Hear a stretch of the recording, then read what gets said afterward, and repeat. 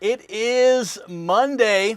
It is July 20th. It's 5:50 p.m. in your nation's capital. 86 degrees, partly cloudy, with a 48% chance of precipitation. And we're going to get to the news right now. But first, we'll start with our White House rundown. Good evening. I'm Gary Franchi, Next News Network Chief White House Correspondent, delivering the latest White House news from the past 24 hours in partnership with our streaming team at Trump Daily Post. President Trump's biggest move today came on national security, signing a new executive order to lock down defense supply chains and push critical military sourcing back into American hands. We're also tracking the president's World Cup appearance and trophy presentation in his overnight remarks on Iran and military readiness, today's closed-door policy schedule at the White House, and border enforcement update from Tom Homan. From the White House travel pool last night, President Trump took part in the FIFA World Cup trophy presentation ceremony at 6:43 p.m. He handed the trophy to Spain's captain after Spain won the tournament, then stayed on the medal platform for the first round of photographs. The administration has leaned into that successful World Cup weekend, highlighting strong execution, smooth operations, and America's command presence on the world stage. Later in the evening, after stepping off the plane at 8:20 p.m., President Trump stopped to take questions before boarding Marine One.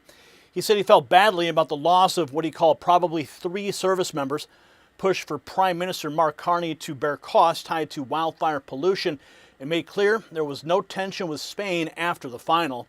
He also said that the Qatari Air Force would be sent to be the Qatari Air Force One would be sent out to be maxed out security-wise.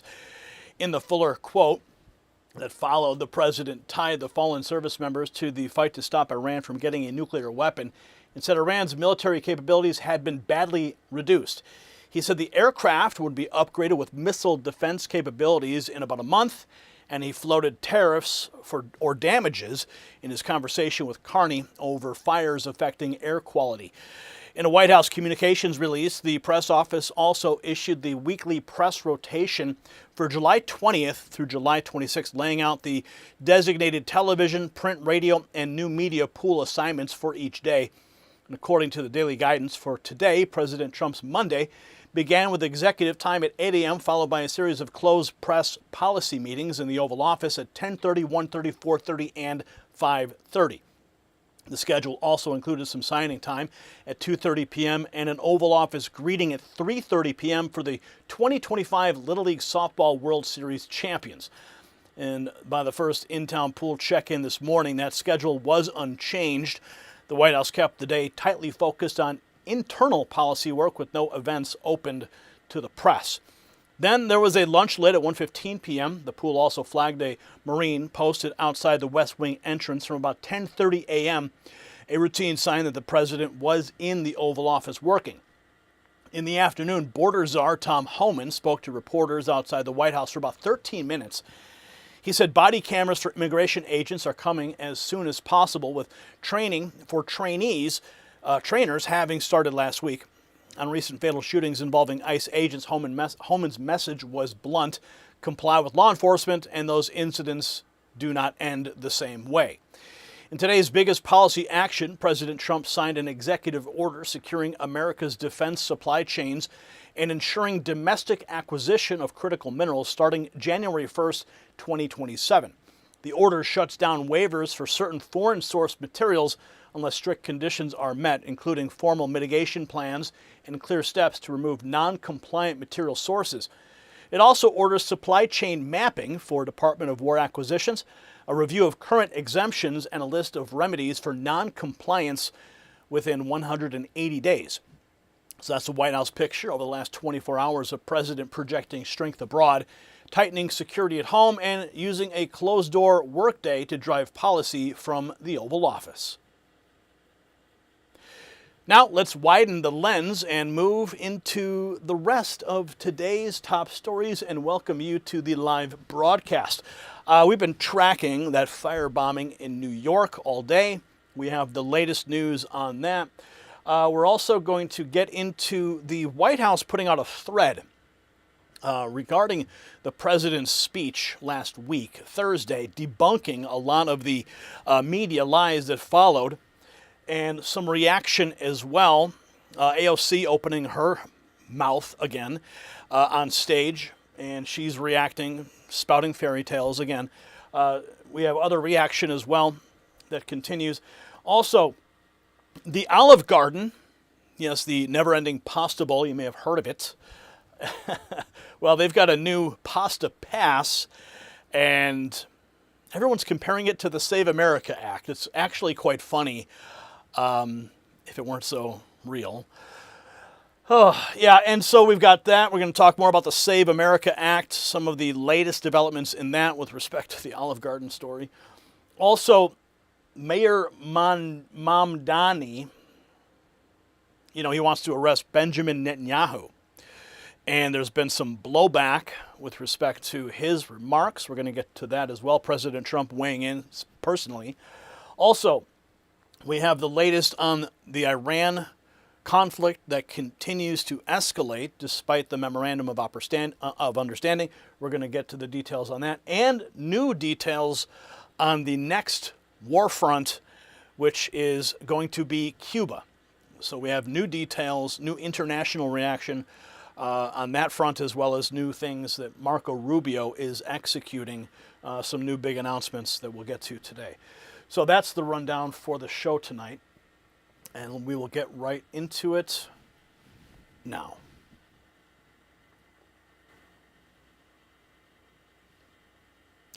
We cannot give up the traffic stop. Trump fired off on Truth Social, and just like that, he torched an ICE retreat within 24 hours. I don't think that's the right story, Brian. No, that's not the right story. The first one is ICE off our street sign found at NYC.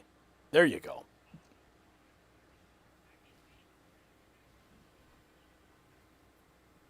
I think I know why. It's because I was modifying something and I set it ready for record and it needs to be removed from the list. Yeah, I was doing some testing. Okay. All right, let's restart the clock. ICE off our streets sat beside the suspect's abandoned car at 26 Federal Plaza, and there it is, the motive sign outside the building that houses ICE Immigration Court and the FBI office. That's where somebody lit up a Federal Plaza and called it activism. So stick with me because Tom Homan just ripped the Democrat script wide open. Now, we're learning that 2 people got hurt after a suspect poured liquid, stacked fireworks, and ignited them. And this happened, stacked fireworks and ignited them. This happened outside 26 Federal Plaza in Lower Manhattan, where ICE agents work, where immigration cases move, where the FBI runs its New York field office, and Kash Patel's FBI slapped this into a Joint Terrorism Task Probe fast. Why? Because years of Democrats smearing ICE as Nazis and fascists did not stay on MSNBC panels and protest signs. It hit the sidewalk. It hit federal workers. It hit civilians. And that's the line they just crossed. And breaking now, tungsten prices near record levels are intensifying Washington's push to secure the U.S. critical mineral supply chain. Tungsten is now a tungsten national security priority used in fighter jets, tanks, missiles, drones, and ammunition. Yet the United States has had no U.S. commercial tungsten mining since 2015. President Trump's Project Vault includes a $12 billion strategic stockpile alongside $30 billion domestic production and millions towards restarting U.S. tungsten production. Vault Strategic Mining, trading as KNOX in Canada and KNXFF in the United States, is reviving historic tungsten assets in mining-friendly U.S. jurisdictions, including proven former mines in Nevada's Great Basin, a historically productive tungsten region with reliable supply outside of China. The company cites a USGS estimate of roughly 168,000 tons of tungsten oxide and an estimated in-ground value of $30 to $50 billion. Make sure you check out the Next News intelligence briefing that's been linked below just for Next News viewers. Now, Tom Homan said, I can't even get a carton of milk without security. And that stopped me cold because you can hear the cost of this anti-ICE poison in just one sentence. Not just protests, not just slogans, agents and their families live under threat. Now let's walk through the receipts. They can't spin away. So here is the moment. We have this from freedomnews.tv. ICE off our street sign and cart of items left behind by the suspect who threw an incendiary device at 26 Federal Plaza. Some of the footage now surfacing from freedomnews.tv. That is the scene of the crime tonight.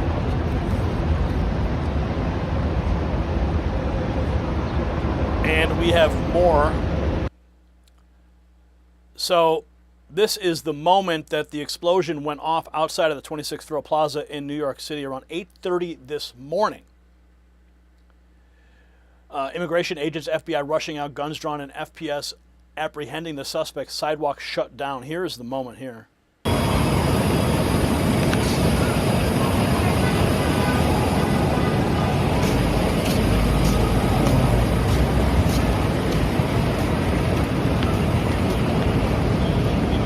I do not know how these guys get these videos so quick. Dramatic scene. 26 Federal Plaza.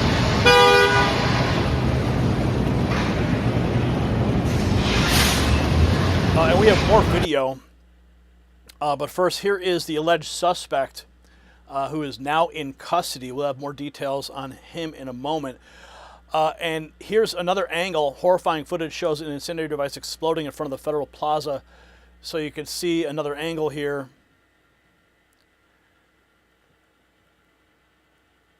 And there we go.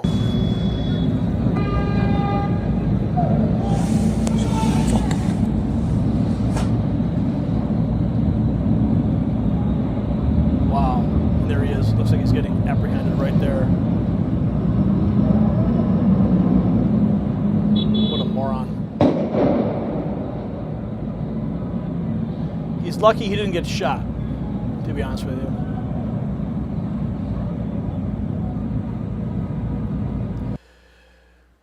So here is the news as it broke on Fox. So we mentioned the story a moment ago, breaking here in New York and Lower Manhattan. New video of the scene at 26 Federal Plaza. Now this was apparently, according to the FBI, someone deployed an incendiary device, as you can see from that smoke, and it's no small matter here. That building, so there's what appears to be, the individual taken away. A person has been apprehended. That was the information we had. That building houses the FBI New York field office. It also houses the New York Immigration Court, among other things. The FBI is saying an individual has been taken away, and the New York Joint Terrorism Task Force will now investigate. So more coming up. Director Kash Patel, FBI director, weighing in. He said this morning an individual deployed an incendiary device outside 26 Federal Plaza. The individual is in custody, and 2 minor injuries reported thus far. The Joint Terrorism Task Force is investigating the incident. We have more details on that explosion. Eric Doherty says leftists need to stop launching attacks. This is now confirmed being anti-government attack by the Joint Terrorism Task Force. Terrorism Task Force is investigating this as an anti-government attack. Take a look. We have some video from the scene as smoke was billowing outside the federal building in downtown Manhattan. So this is where ICE offices and immigration courts are located, as well as the New York City FBI field office. And you just saw agents took a man into custody. The FBI says 2 people are injured from this attack. Around 9 o'clock this morning, a man with an incendiary device and some liquid, I don't know what the liquid was, put the liquid down, set some fireworks on top of it. It caused a little bit of a little fire. He was armed with a pellet gun. 2 people were injured, 1 federal employee and 1 civilian. Minor injuries. They are both treated and released. And the reactions are pouring in now, Harris. House Minority Leader Hakeem Jeffries said of the attack, quote, "Acts of terror and violence have no place in our city and will never be tolerated." Well, your rhetoric certainly contributes to this. And now we have the actual video of the moment. I'm not even sure how people get this video, but here is the actual video of it happening. Guys, oh my God! And the takedown. Get away! Oh my God!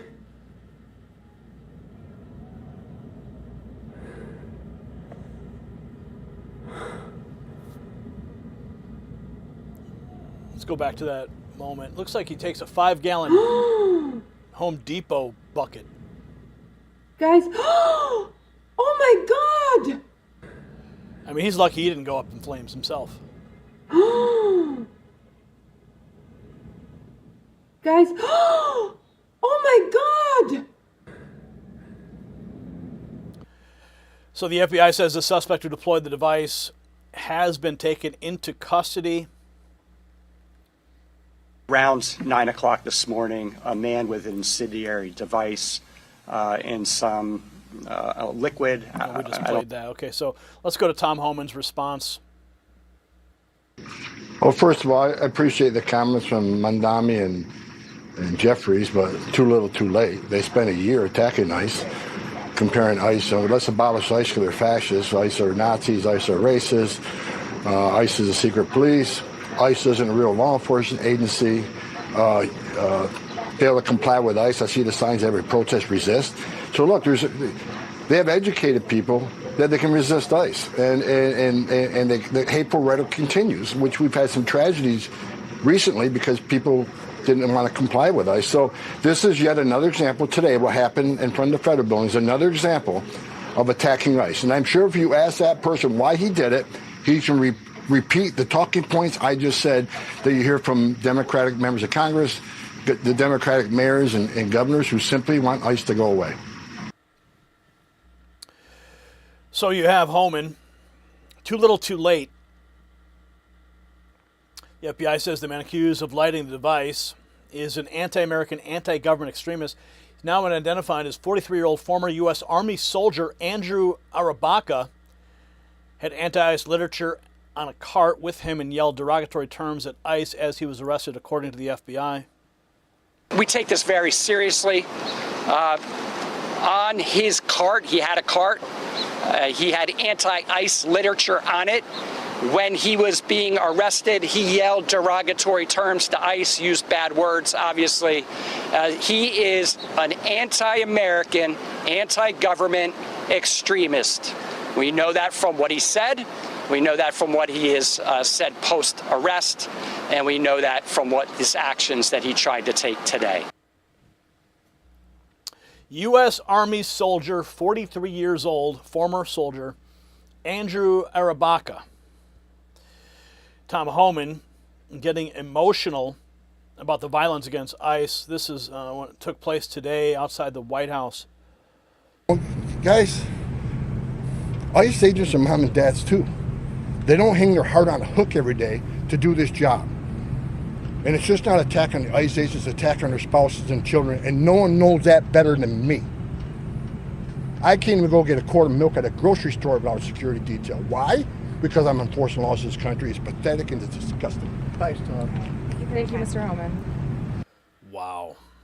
He's just had enough of it. And Secretary Mark Wayne Mullin posting this banger. Good morning, America. It's a great day for deportations. Reminding all of us what is actually happening behind the scenes. Those are all Democrat voters there. Not going to be able to vote in the next election. That's why Democrats are so upset. So the DHS Secretary Mullin posted it's a great day for deportations, and hours later an ICE off our street sign turned up beside the firebomb suspect's gear. And there's your split screen, and I want you to sit in it for just a second. Donald Trump restored immigration enforcement. Tom Homan put steel back into the law, and Hakeem Jeffries, Zohran Mamdani, and every Democrat who spent years demonizing ICE fed the frenzy that snapped into violence outside of a federal building today. So Hakeem Jeffries and Zohran Mamdani, they need to answer for years of anti-ICE propaganda, not with some limp little cleanup statement after the smoke clears. Answer for the words.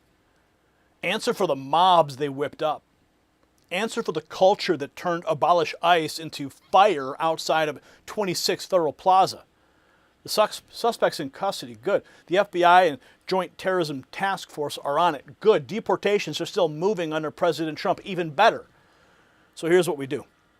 We send this report to the person in your life who still pretends that demonizing federal agents is harmless, and drop a comment if you stand with ICE and make it crystal clear that patriots will not surrender our streets, our laws, or our sovereignty to activist intimidation. And the ICE off our street sign is exactly the kind of evidence the platforms love to bury, so text White House to 844-840-4963 right now. Next News Network is inside the White House, and our nightly insider reports hit your phone straight from the building before YouTube can choke them down.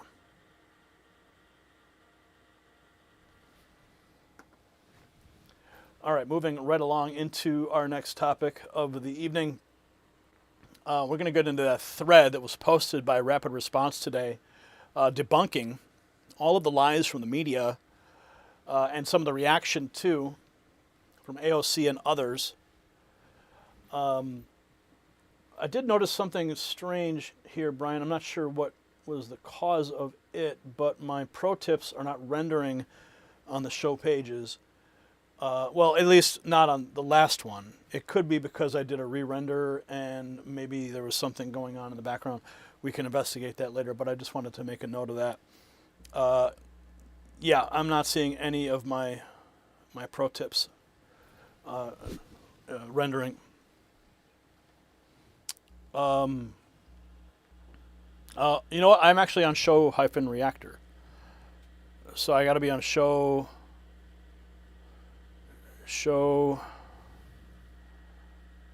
That's probably why.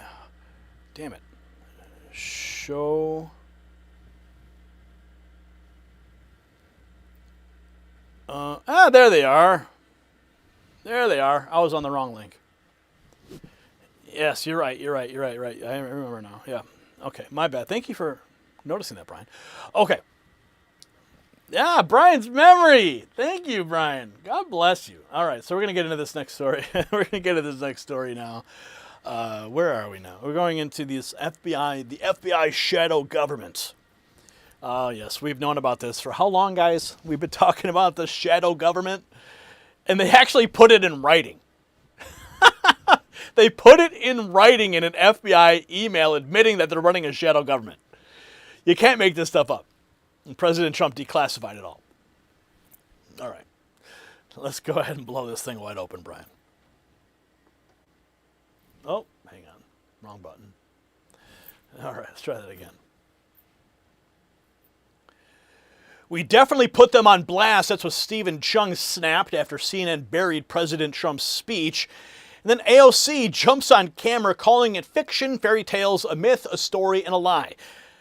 Look at the pileup. Media blackout, Democrats smear, same target, so stay with me because the declassified pages get even uglier. We're talking about 278,000 non-citizens on voter rolls in 4 states. That's not chatter. That number hit me first, and then the next punch landed. Declassified intel says China got personal data tied to more than 220 million American voters. You see the game now? AOC smears, CNN buries, and the deep state operators hide the file while Trump rips the lid off.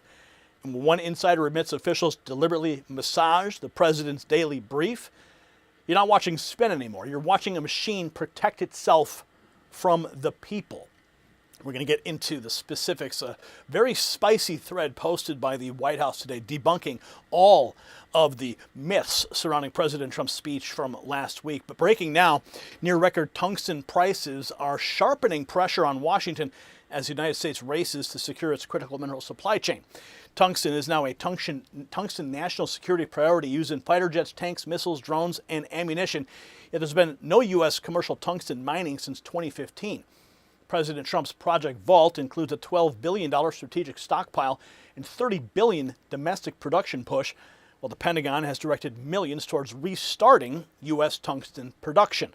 Vault Strategic Mining, trading as KNOX in Canada and KNXFF in the United States, is reviving historic tungsten assets in mining-friendly U.S. jurisdictions, including Nevada's Great Basin, a historically productive tungsten region with approximately 10,000 feet drilled. The USGS estimate points to roughly 168,000 tons of tungsten oxide and an estimated in-ground value of $30 to $50 billion. Make sure you check out the Next News Intel briefing that's been prepared for you. It's linked below. So we're talking about 8,000 to 10,000 suspicious Michigan registrations, prepaid gift cards tied to canvassers. You see, that's not some vague cable news food fight. That's a trail. And when Trump declassifies that after CNN chokes off his address, you can feel the panic before we even get to the posts. We're going to jump into this now. We got the facts now.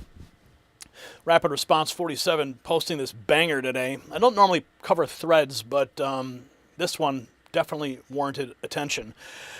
After President Trump declassified intel on foreign election interference and the deep state cover-up, the radical left and their fake news allies immediately moved to discredit, downplay, and distract from the shocking disclosures. Let's get into the facts. So the White House says the media rushed to bury next the documents themselves. Fake news claim. President Trump, his address contained no new information. What's the fact? President Trump released a substantial body of newly declassified intelligence that had never been made public or even shared with the president at that time. This includes assessments confirming China, Russia, Iran, North Korea, and other malign actors have the capability to compromise U.S. election infrastructure, as well as evidence that the Maduro regime in Venezuela successfully developed methods to digitally alter vote totals in undetectable ways. This information has major implications in our own elections. And here is the declassified by FBI. This was declassified by DNI Gabbard on March 16, 2026, approved for public release by President Trump on July 3rd, 2026. So we're looking at some of the stuff that Tulsi Gabbard had initially gone through and declassified with a fine-tooth comb, the vulnerabilities in the U.S. election infrastructure. This is an actual Intelligence Council memorandum now disclosing that they don't just show broad threats. They spell out how election systems could be targeted. Next, another buried bombshell, a massive voter data compromise tied to China across at least 18 states. The fake news claim was this: we already knew foreign adversaries tried to interfere in our elections.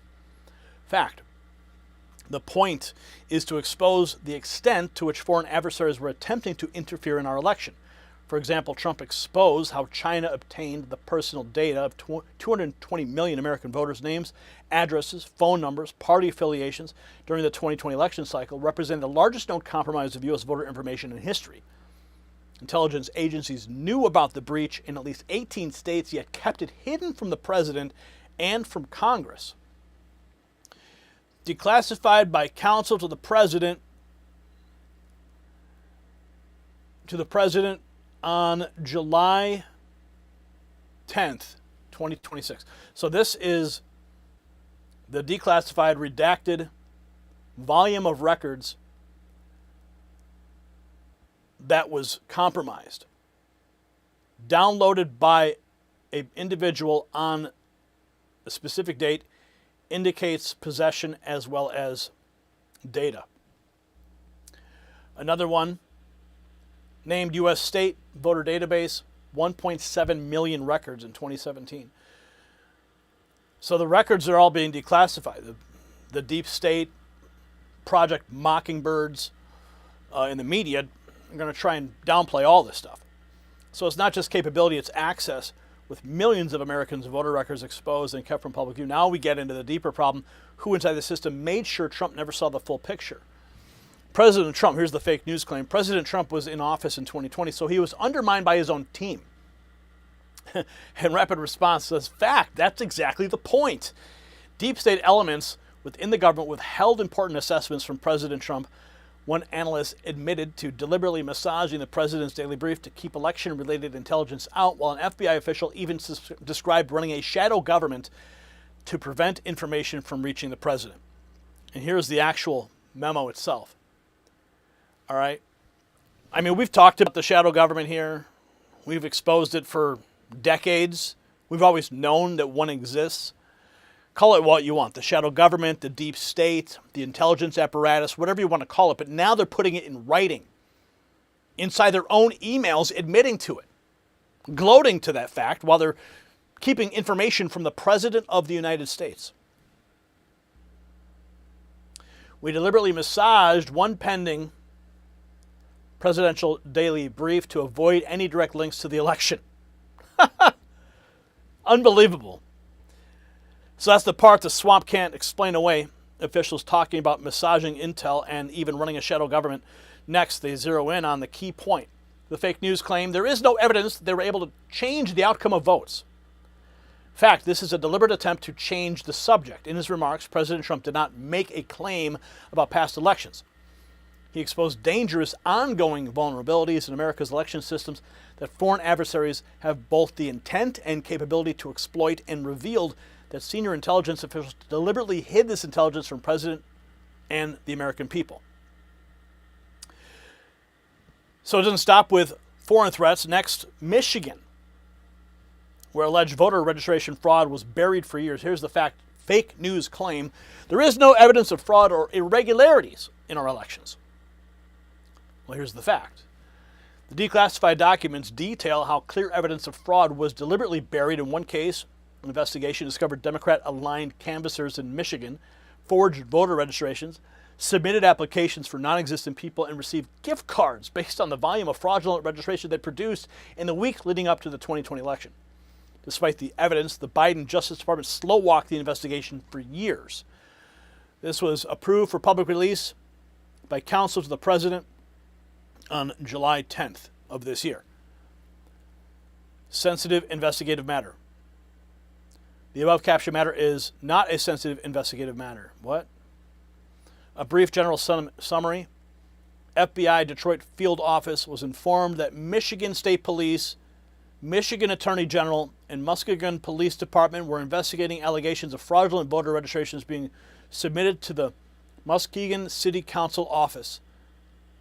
They determined the bulk of the applications. So these are the documents President Trump has released. So the press keeps changing the subject. Next, declassified records out of Michigan show canvassers tied to Democrats turning in fake registrations, and the Biden DOJ dragging its feet. The number of non-citizens on voter rolls is insignificant. The Department of Homeland Security review identified approximately 278,000 non-citizens registered to vote in federal elections across 4 states that cooperated with the department's request. Because many Democrat-led states refused to provide their voter rolls, the actual number is significantly higher. This is from the Department of Homeland Security. Proactive Save User states. These are the numbers. The SAVE system. 10 states have processed their full voter list as of June 22nd, 2026. A total of 25 different states processed more than 68 million registration records through the SAVE system. DHS has enabled those states to identify over 400,000 deceased registrants and over 28,000 non-citizens who illegally registered to vote.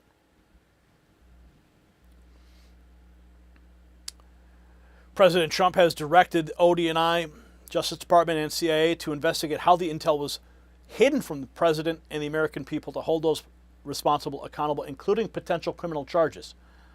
These disclosures make one thing clear: America's election system is broken and exposed, and that's why President Trump is calling on Congress to immediately pass the SAVE Act and safeguard our elections against exactly this kind of exploitation.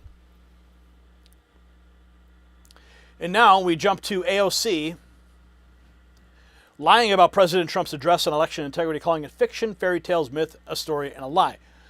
I just showed you the documents. I showed you the facts versus the fiction. And AOC is continuing to push the lie. The question being asked is, why is AOC protecting the over 250,000 non-citizens who are legally registered to vote? And that's only what's been uncovered in 4 states. In President Trump's primetime address. Now, for those of you all who wisely tuned it out,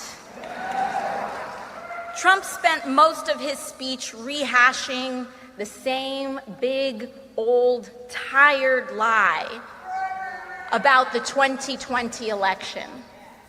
The man cannot stand the truth, so he has to manufacture a fiction where he is popular.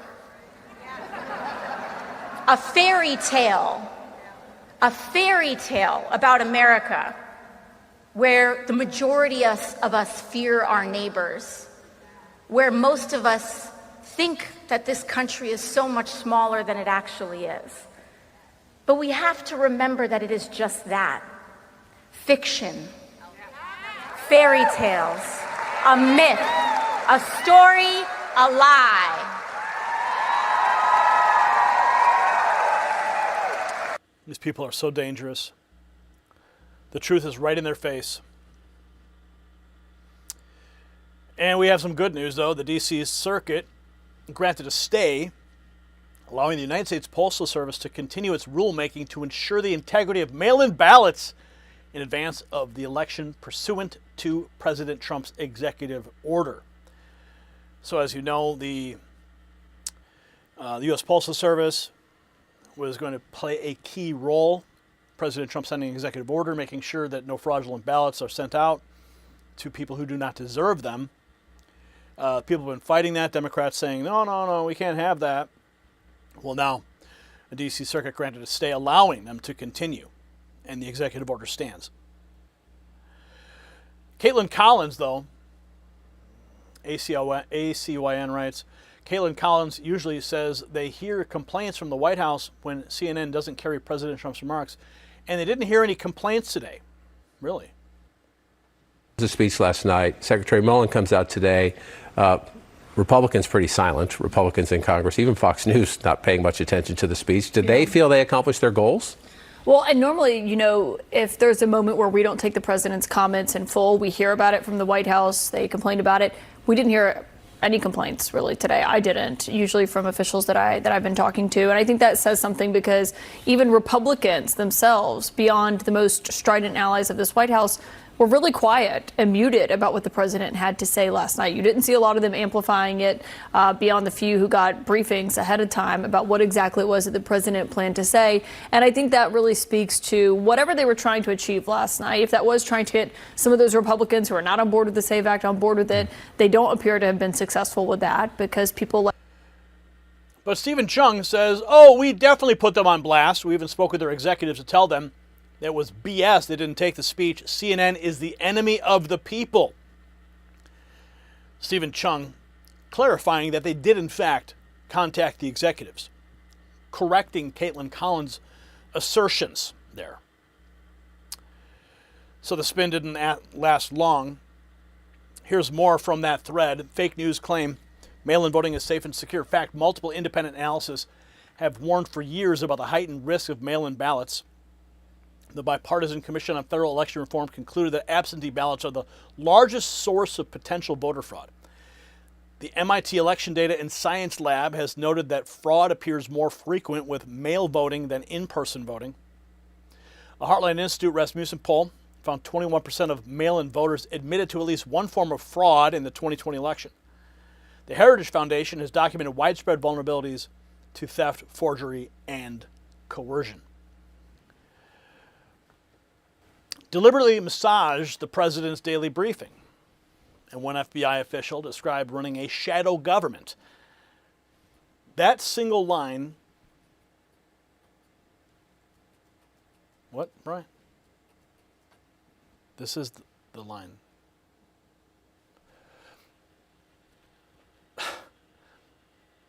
Deliberately massaged the presidential daily briefing, and one FBI official described running a shadow government. That single line torches the whole cartel. AOC, CNN, and the bureaucrats who hid election intel from President Trump did not protect democracy. They hijacked it, then screamed lie the second Trump dragged their paper trail into daylight. So AOC, CNN, and every deep state name tied to this cover-up needs subpoenas now. And that's where this lands for me, because you can't call Trump's address fiction, fairy tales, a myth, a story, and a lie, while declassified records show buried investigations, foreign access to voter data, and officials who deliberately massage what the president got to see. No, we push this hard. Share this with somebody still parroting the old regime script and drop your verdict in the comments and make these names own every page of the scandal. Trump cracked open the vault. Now the country needs prosecutions, clean voter rolls, mail ballot safeguards, and every buried file dragged into the sun. That AOC blackout is exactly why our White House channel matters tonight. Text White House to 844-840-4963. Next News Network is credentialed inside the White House, and we send nightly reports straight to your phone from inside the building, ahead of the crowd, and past whatever YouTube tries to suppress.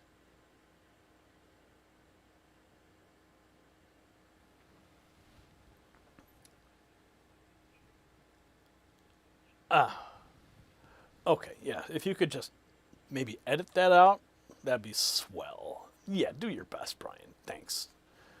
Talking to my ear while I'm trying to read the news. Present. How dare you? Wait a minute. Oh, wait, don't I have that somewhere? I do.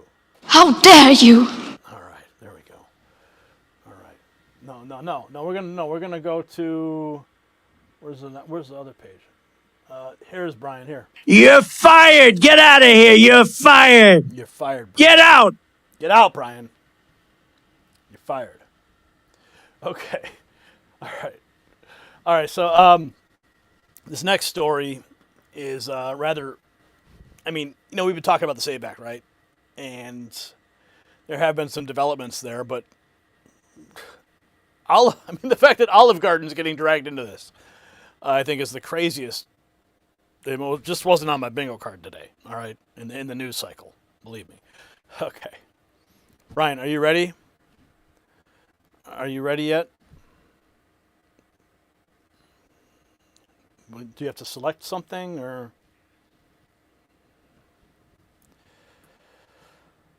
Okay, well, now I had to refresh the page. I thought it just refreshes itself.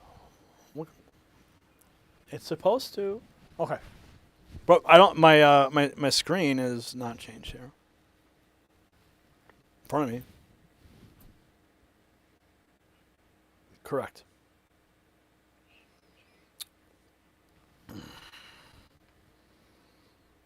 No.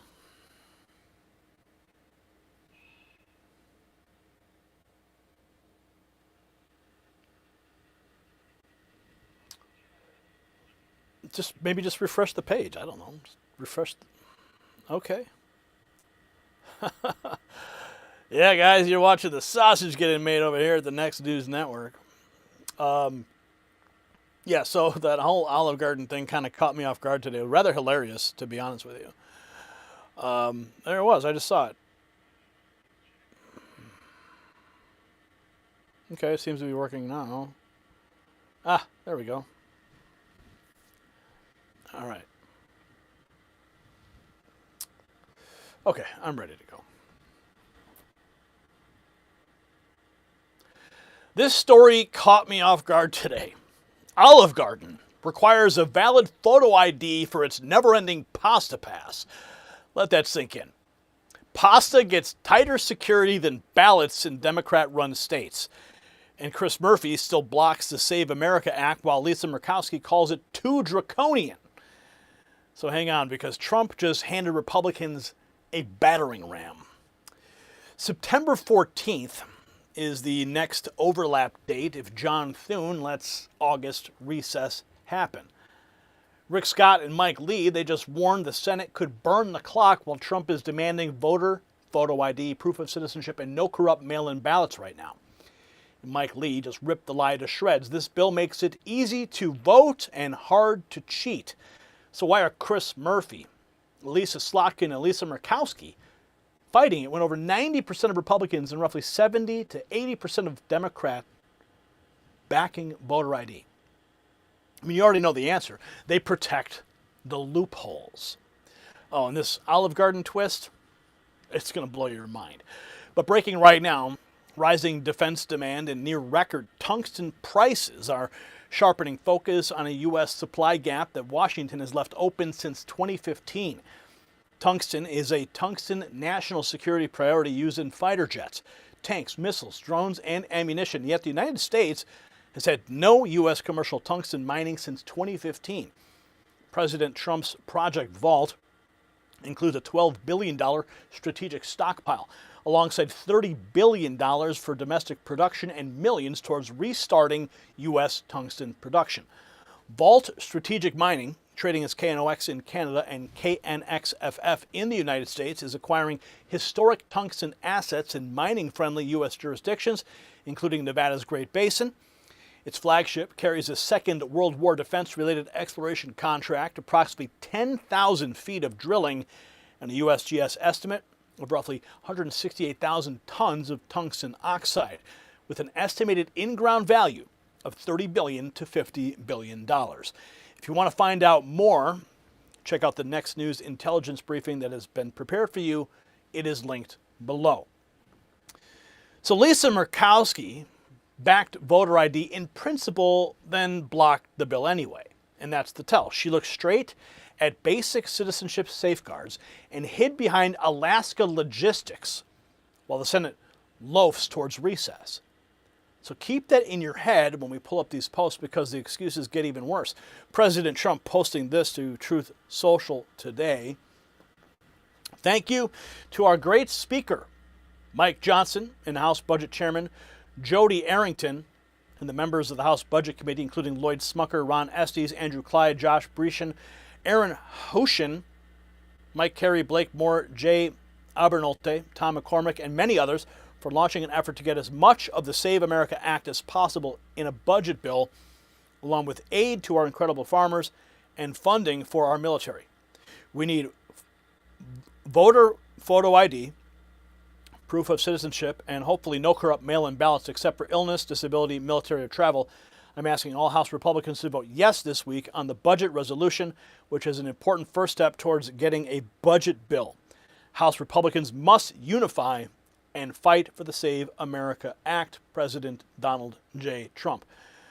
So, with the historic record of the NDAA always passing these budget reconciliation bills, that's the only way they can get the Save America Act passed. They've got to attach it to it, because then it doesn't have to go through the filibuster. It only needs a simple 51 majority to win. And that's the plan. So Trump demanding Republicans unify. And now, of all places, Olive Garden is about to make the Senate look weak on basic ID rules. And this kind of caught me off guard. I did not have this on my bingo card today. So Olive Garden apparently has this new pasta pass, right? They only had an exclusive number, a limited number, I think 10,000. And you have to show your photo ID if you want to have never-ending pasta forever, or whatever it is. The never-ending pasta pass is only for use by the pass holder whose name is printed on the pass. Passes are personalized and non-transferable. Pass holders must present a valid photo ID along with the pass at the time of ordering. So there it is, no pasta pass without valid photo ID. Scott Pressler jumps in next with the line every frustrated voter is thinking. Olive Garden implemented the Save America Act more quickly than the U.S. Senate. Next up, a brutal side-by-side says, it's harder to get pasta than a ballot. It's harder in America to get pasta than a ballot. States where you need valid photo ID to vote. There you go. States where you need valid photo ID for the Olive Garden never-ending pasta pass. Is this just crazy? I mean, the meme lands because the comparison is simple. More ID for dinner than for voting in parts of America. PragerU takes that point and drives it straight to the election system. Olive Garden has a more secure process than our election system. Then we have viral videos posting, calling out Democrat-run cities by name. Olive Garden, their pasta pass is more secure than elections taking place in Democrat-run cities and states. With that said, I nominate Olive Garden's executive team to be in charge of U.S. election integrity. Election wizard chiming in, put Olive Garden in charge of our elections. And yeah, the next post torches the race card with one sarcastic punch. But how will blacks and Latinos ever get the never-ending pasta? Because they can't get IDs, right? What about the poor married women, right? What if their name doesn't line up with their ID on their pasta pass? They will never eat. They will never get a chance to have the delicious, never-ending pasta from Olive Garden. Senator Mike Lee stepping in says there's not one legitimate argument against the Save America Act, not even one. Of having free and fair elections, and it makes them impossible. So, look, I think that there's only one legitimate reason to oppose this. I have yet to hear a legitimate argument against the bill, which begs the question, do they really just want to make it easy to vote so badly that they're willing or even enthusiastic to just make it easier to cheat? So far, the congressional Democrats have, by and large, focused on arguments that are a combination of being ill-founded, relying on blatant mischaracterizations of the statutory text itself, including and especially the text beginning on page 12, line 22, and following on to the following page, easing the documentary requirements for proof of citizenship, making it so easy, it's much easier than filling out your I-9 form when you start a new job with a new employer, where you're required to prove your citizenship if in fact you're an American. If you're not an American citizen, you're going to have to produce a visa showing that you are eligible to work. But we make it easier than that. We make it so easy, in fact, that even if all of your citizenship documentation papers have disappeared, because your house burned down, your dog ate them, your crazy Aunt Madge came and stole them and took them to the dump for some inexplicable reason, or maybe you never had them, you can still go to a state election official, swear out an... So he lays it out. The objections are weak, dishonest, and built on mischaracterization of the bill. But one Republican holdout's now giving the swamp an opening. Lisa Murkowski, single-handedly blocking the Save America Act. She calls basic election integrity too draconian for remote Alaska voters, despite supporting voter ID in principle. Stand on the Save America Act. Do you, support getting this legislation passed to protect elections? Not as it is drafted, no. Why not? The implementation in a rural state like Alaska is going to disenfranchise an extraordinary majority. And while I support citizenship voting and voting ID, I want to make sure that it's implementable. Yeah, so apparently if you live in rural Alaska, you don't have an ID either, right? Alaska deserves better. She says she supports it in principle, then hides behind logistics. Mike Lee comes back with his next message and cuts through the excuse with the real point. The act doesn't stop voting, it stops cheating. The Save America Act doesn't make it harder to vote. It makes it harder for non-citizens to offset or steal your vote. It makes it easy to vote and hard to cheat. Pretty simple. That's the contrast in English. Easy to vote, hard to cheat. Congressman Jim Comer follows with the numbers, and they're devastating for the Senate's excuses. Over 90% of Republicans and 80% of Democrats support voter ID. Well, first of all, I'm like a majority of North Carolinians. I'm ready for Tillis to go back home. But we have to have election integrity. The polling is overwhelming in both parties. Every American expects our votes to be secure. And why in the world there are some states, and who just happen to be Democrat states, that don't want to require a voter ID, a real ID to go in and vote? That's preposterous. We do that right here in Kentucky. In fact, every red state requires an ID to vote.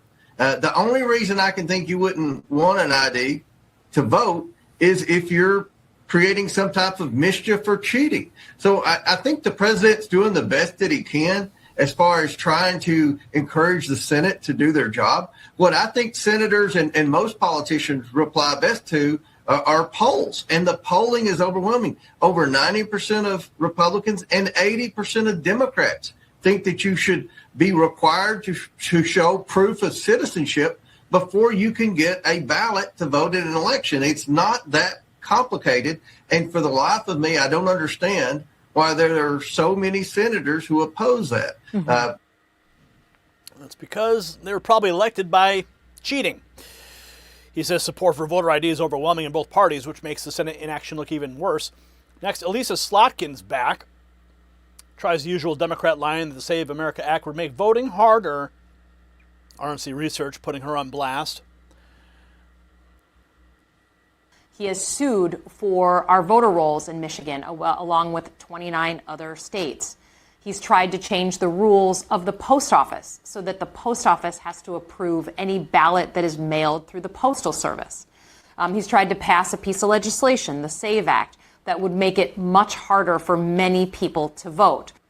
Really? Is she talking about the over 270,000 non-citizens who are registered to vote that she's protecting? She claims the bill threatens access to the ballot, which is the standard media-approved spin.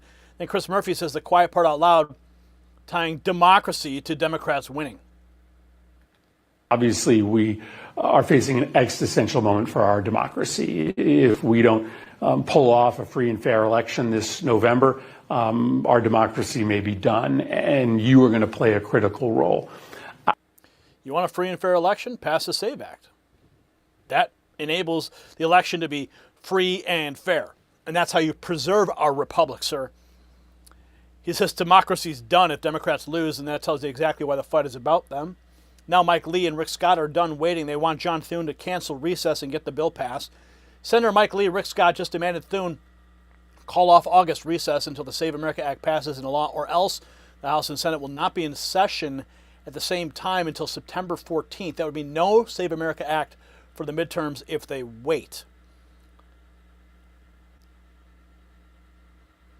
Fascinating. Republicans, Democrats, Independents all across the country. I was home the last 2 weeks. I talked to people all around my state. They want the Save America Act. The only people that don't are elected Democrats. And elected Democrats don't want it because they want fraud. You saw what happened to Spencer Pratt, where they paid people on Skid Row to vote for Karen Bass. That's what they want. So I think we ought to do exactly what the House is doing. Do everything. Attach it to a spending bill. Attach it to the National Defense Authorization Act. Take pieces of the bill, just like we should vote on. Can we just pass voter ID? Can we just pass, you have to be an American citizen to vote? Whatever we can pass, we ought to do it. So we ought to spend the time. It's the most important issue, not just to the president, it's to people all across this country. And it's a bipartisan, positive issue. So let's get it done. We have to work 7 days a week. Yeah, I really like your idea of, although it's not really novel, working 5 days a week. That sounds good because most of the people you represent work 5 days a week. And this whole August recess thing. I mean, I like August. I take a few days off in August. But an August recess, to me, makes no sense when that's a critical time of the year to get legislation done. Can you convince your colleagues to work 5 days a week and maybe not do an August recess if it means, enacting the will of the American people? We have to. We have to pass the Save America Act. So if that means we have to be here all of August, even though Democrats will block it, I believe if we spend the time to get it passed, we'll get it passed. On top of that, the Democrats want to shut down government October 1. So we're going to have to, in my opinion, we're going to have to stay here to make sure that doesn't happen. Because they voted today against the National Defense Authorization Act. They voted against the U.S. military having the necessary weapons and everything they need to be able to defend this country. The Democrats in bloc voted against it. So we've got to stay here if we have to, all through August, all through September, we should work the rest of the year. I'm a business guy. In business, you're in business every day. You work every day. Most people work 5 days a week. Business guys, we had to work every day of the week to try to have success. So Lee and Scott demanding the Senate stay in town and work until the Save America Act gets passed. Next comes the anger from the grassroots with a warning about who benefits when Republicans stall. China does not want the Save America Act passed. Welcome to the China-controlled GOP. That meme pretty much says it all, doesn't it? Right? If the GOP blocks the bill, who exactly are they serving? And then a direct message for every politician dragging their feet. Pass the Save America Act or you're all traitors. There it is. So passes are personalized and non-transferable and require a valid photo ID at ordering. That's Olive Garden, locking down endless pasta faster than John Thune, Chris Murphy, and Lisa Murkowski locked down American elections. And when Democrats screech that citizenship checks are extreme, they confess the scam right to your face. They trust a ballot less than a breadstick. John Thune needs to cancel recess, keep the Senate in Washington and pass the Save America Act. No dodging, no stalling. Trump already gave Republicans the playbook: unify, vote yes, and jam voter photo ID, proof of citizenship, and no corrupt mail-in ballots into must-pass legislation. Mike Lee said there's no legitimate argument against the Save America Act, and he's dead right.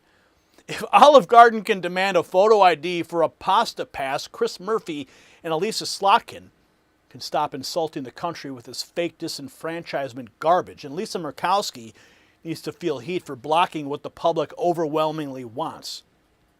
So you tell me in the comments, who is protecting clean elections and who's protecting cheating? Then blast this report to one person still swallowing the Senate's excuses.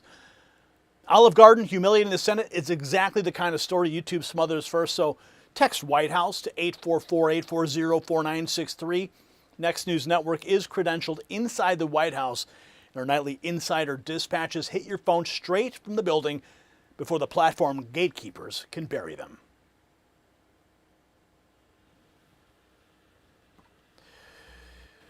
Yeah, that was kind of funny, wasn't it?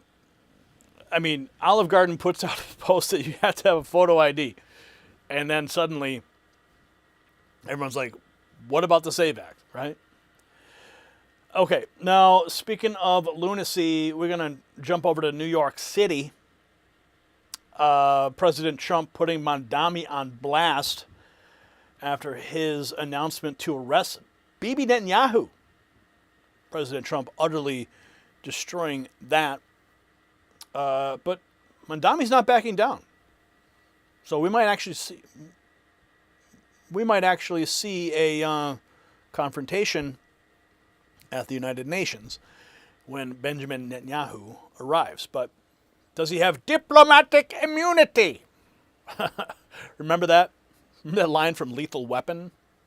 I have diplomatic immunity. But, you know, that diplomat didn't end up very well for him. But in this case, we have Benjamin Netanyahu being threatened by Mamdani, President Trump stepping into the gap here, and you're having some technical difficulties, Brian.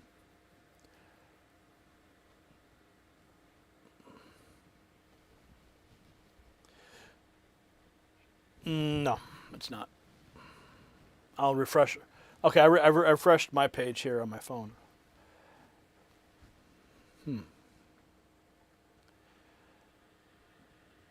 Okay. Okay.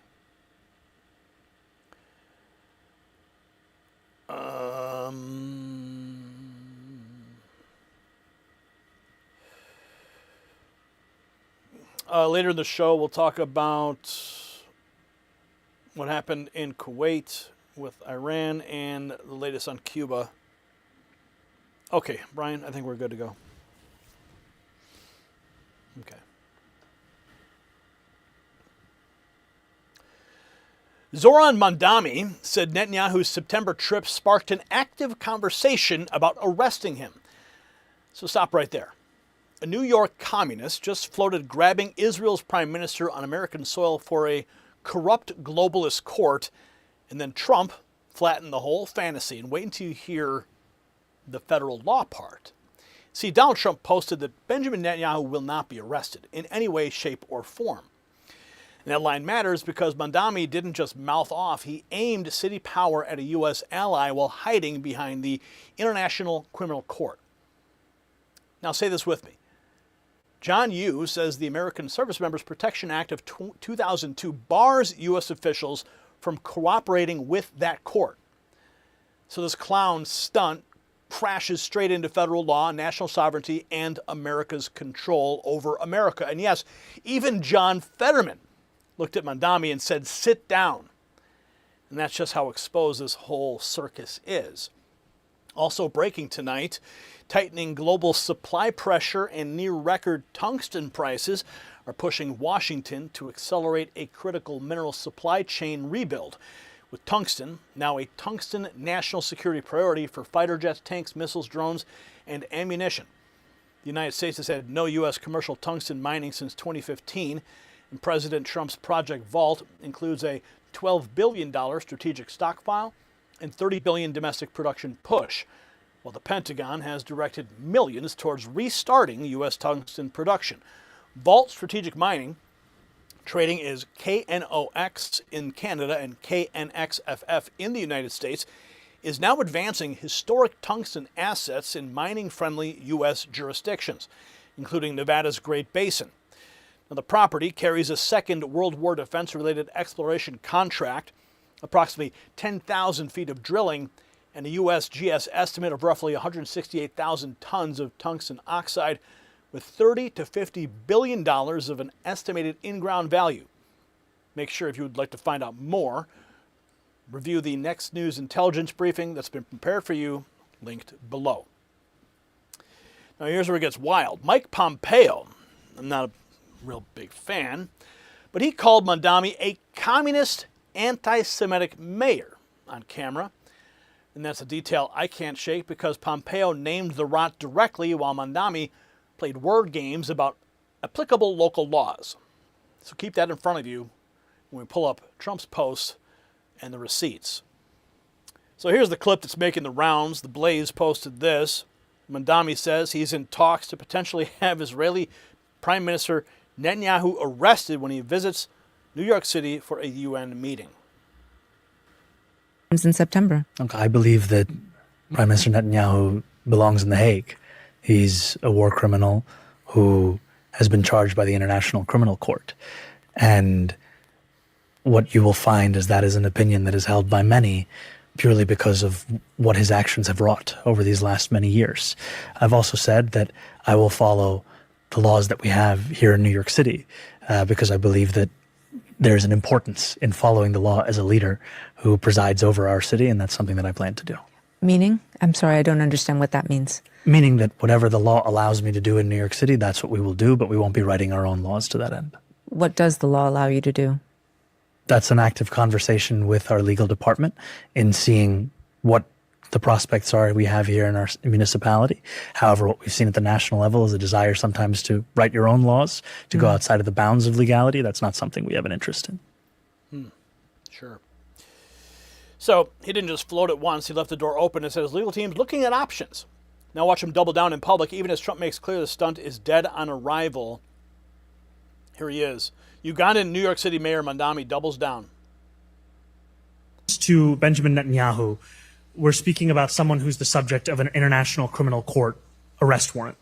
And he's the subject of this arrest warrant for alleged crimes against humanity, for war crimes, and he's the architect of the genocide against Palestinians in Gaza as Israel's prime minister. These are not facts of my personal assessment, they are facts of public record. And I believe that when someone is charged with an international criminal court warrant, it's something that should be taken seriously, whether it's Benjamin Netanyahu or it's Vladimir Putin or whomever else. What I've also made clear is that my administration will follow all applicable local laws. That is our commitment. That is something that we will follow through on when it comes to an adherence to local law. And that's all I have to add on that. Thank you. And now we're going to go to Heather from News 12. Yeah, so he's playing word games here. He knows he can't do anything. He's just trying to run headlines. President Trump telling the ICC and Mamdani to screw off. Here's the president's post. Netanyahu will not be arrested in any way, shape, or form while in the United States. He's fighting against the Islamic Republic of Iran, which recently killed 52,000 innocent protesters, has spent the last 47 years killing American soldiers and others. The only ones that should be arrested are the people that led Iran into this unprecedented spiral of death and destruction, something that should have been dealt with years ago by previous presidents. So Trump drawing the line, and next to legal reality, backs him up. A blunt breakdown of why New York City has zero authority. The mayor of New York City has zero authority to arrest Netanyahu during a visit to the UN. Under the Vienna Convention on Diplomatic Relations of 1961, the UN HQ agreement with the U.S. and customary international law, heads of government and foreign ministers are protected from arrest or detention while on official business at the UN. There it is. Vienna Convention. So even before you get to politics, the law says the arrest fantasy goes nowhere. Now John Yoo takes it further, arguing Mamdani's comments could put him on the radar of Trump's Justice Department. After the 9/11 attacks, the Bush administration, and I was an official of the Justice Department, we participated with Congress to pass a law that prohibits any official in the United States from cooperating with the ICC. So what Mayor Mamdani is calling on is for the officials of New York City, including himself, to violate federal law. So in the end, it's not Netanyahu who should be arrested and investigated. I'm not trying to exaggerate here. The mayor is violating the American Servicemen Protections Act passed in 2002, and the Justice Department should be investigating him. And the president, under that law, is authorized to use all necessary means to prevent any American or ally from being handed over to that court. So if Mayor Mamdani wants to spend a lot of time dealing with FBI agents and the Justice Department investigators, well, he just started that. He just launched that whole process for himself and the residents of New York City. So you said it's not just empty posturing. It could cross into a federal problem. Now even Democrat John Fetterman is mocking Mamdani as a clown with no power to do any of this. Thoughts here on Mamdani threatening to arrest Benjamin Netanyahu if he comes to the U.S.? It's such a tough guy to say that kind of thing. He has no way to do that. Of course, obviously, America's not even part of that corrupt court. And so he's just a clown to even say that. So he won't try that. And I'll just sit down and focus on the problems that they have in New York. That's really not your purview. You and I know that. Sit down. Yeah. Sit down, Mamdani. So when you've lost Fetterman, you know the stunt is falling apart. Next, former Secretary of State Mike Pompeo says the quiet part out loud and calls out the anti-Israel obsession behind it. This is a communist, anti-Semitic mayor trying to make news for his own audience. There's nothing more than that. There's no chance he's going to arrest Prime Minister Netanyahu when he comes to New York in September for the UN General Assembly. It's just simply not going to happen. And you know, you could hear it. You could hear his voice, Charlie. Yeah. But more importantly, we should all just think about. He identified one leader. He didn't identify Vladimir Putin, who's taken tens of thousands of Ukrainian kids and took them back to Russia. He didn't identify the leader in Iran, who's committed massive war crimes. He talked about the one leader of the one Jewish state. I think that tells you all you need to know about what Mayor Mamdani was actually saying to the New York Times. Who happens to be... So Pompeo says Mamdani singled out the one Jewish state and tried to make headlines with it. Now comes the hard reality check. If you ever try to involve the New York Police Department, this could collide head-on with federal law and federal force. If he orders the NYPD to arrest Netanyahu, which theoretically he could, the police might find themselves in an armed confrontation with the U.S. military. Reality Check CEO Daniel Speak Up joins whoever on the rundown. Well, it's hard for me to know what he's thinking in his head or what he plans to do, but I do know that it violates U.S. federal law. In the year 2002, a bipartisan law passed by Congress called the American Service Members Protection Act said that anyone cooperating with the International Criminal Court is in violation of U.S. federal law. So if Mamdani does that, he's breaking federal law. And if he orders the New York police to try and arrest Netanyahu, which theoretically he could, the police might find themselves in an armed confrontation against the United States military. I don't think that's likely to actually happen, but that's where the law would take us if he moved forward on this. John Yoo. He said cooperating with the ICC violates the American Service Members Protection Act of 2002. And Trump slammed the door with Benjamin Netanyahu will not be arrested in any way, shape, or form, which means Mamdani didn't just posture like a radical clown.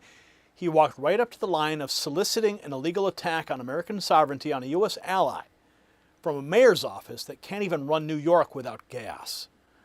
So John Yoo said the DOJ should investigate Mamdani. And that needs to happen. You don't let a communist mayor flirt with using NYPD power against Benjamin Netanyahu for a corrupt foreign court and then shrug it off like street theater.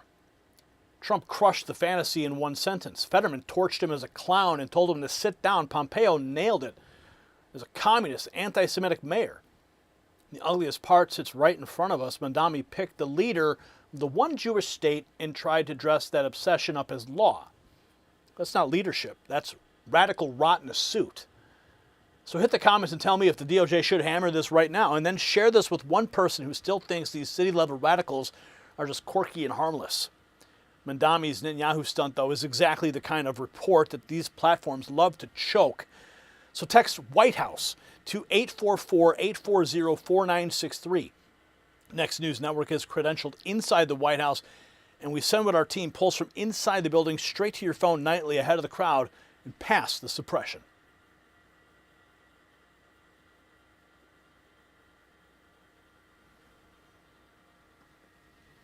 All right, moving right along into our next topic of the evening. Over 21,000 people watching right now. We're moving into, we're streaming on all platforms. On Next News on X, as well as Trump Daily Posts and our flagship YouTube channel, Next News Network, and on Rumble, so make sure you're following us on all platforms. Now we're moving into the next topic. Kuwait intercepting Iranian missiles, the latest from President Trump on Iran. And if you could just refresh my screen up here in front of me, Brian, that would be swell. My phone refreshed, but not this screen in front of me.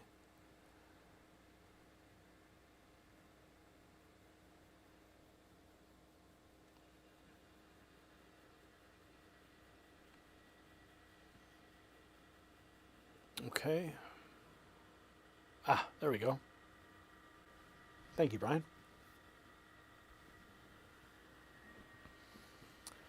All right.